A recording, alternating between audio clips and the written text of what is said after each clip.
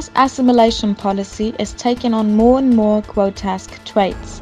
As the Chinese Popular Radio reports, the citizens of East Turkestan are forced to watch the propaganda movie The Friends of Kunlun. The film shows the story of a Uyghur woman who befriends a Chinese man and gets great help and support from him. Another academic died in one of the penal camps in East Turkestan for brutal torture.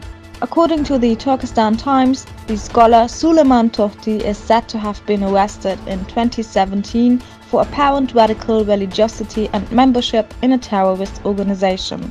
More than 100 of his relatives are also believed to be in Chinese custody, as confirmed by other relatives living in Turkey. The 68-year-old Tohti, born in Kashgar, served as popular imam in local mosques and enjoyed great popularity among the population. Our editorial staff wishes him and his family God's blessing.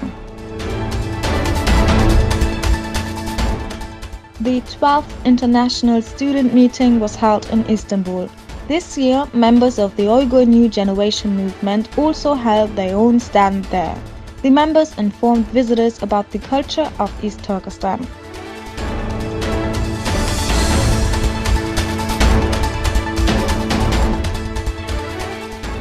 The Second International Forum for Cooperation held in Beijing this time included participants from 40 countries. Xi Jinping opens the forum with a motivational speech which should convince the participants to invest in the Silk Road project. East Turkestan represents a strategically valuable point for the railway project. On the last day of the Jewish Passover festival, a 19-year-old unknown man assassinated a synagogue in San Diego, California. The attack cost the life of a woman, at least 3 others were injured. After an escape attempt, the attacker turned to the police.